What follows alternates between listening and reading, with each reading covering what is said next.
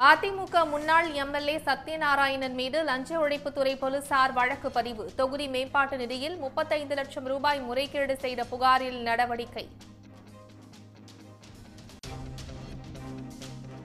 நீதிபதி ஜி.ஆர். சுவாமிநாதன் மீது உச்சநீதிமன்ற தலைமை நீதிபதியிடம் கொளத்தூர் மணி, கு. ராமகிருஷ்ணன் புகார் மனு.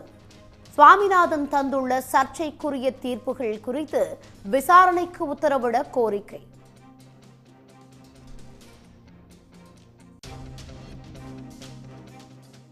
அனைவருக்கும் 100 யூனிட் விலையில்லா மின்சாரம் கிடைக்க வழிவகை செய்ய வேண்டும். தமிழ்நாடு மின்சார வாரியத்திற்கு எதிர்க்கட்சித் தலைவர் எடப்பாடி பழனிசாமி வலியுறுத்தல்.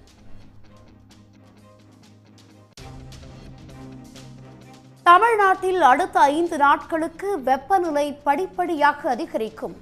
சென்னை வானிலை ஆய்வு மையம் தகவல்.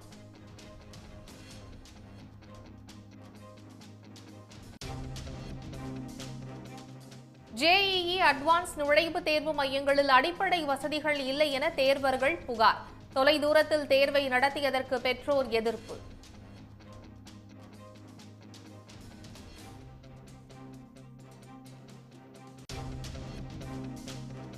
நாடாளுமன்ற தேர்தல் முடிவு வெளியாகும் ஜூன் 4ஆம் தேதி வெற்றி கொடியேற்றுவோம். கலைஞரின் நூற்றாண்டின் தொடர்ச்சியை இந்திய அளவில் கொண்டாடுவோம் என்று முதலமைச்சர் மு.க. ஸ்டாலின் தொண்டர்களுக்கு கடிதம். குன்னூரில் இன்றுடன் நிறைவடைகிறது கோடை விழா. நிறைவு நாளில் பழ கண்காட்சியை காண குவிந்த சுற்றுலா பயணிகள்.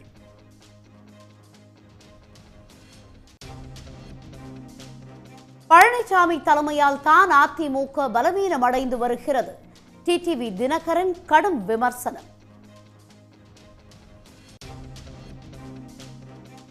மக்களவைத் தேர்தல் வாக்கு எண்ணிக்கையின் போது முறைகேடு நடக்க வாய்ப்பிருப்பதாக கபில் சிபல் எச்சரிக்கை. முறைகேட்டை தடுக்க கவனம் தேவை என அறிவுறுத்தல்.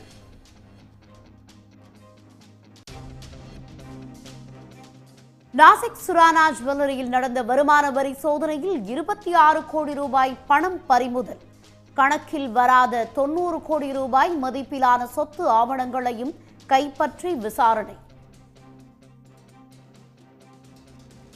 உடனுக்குடன் செய்திகளை தெரிந்து கொள்ள சன் நியூஸ் பெல் ஐகானை கிளிக் பண்ணுங்க.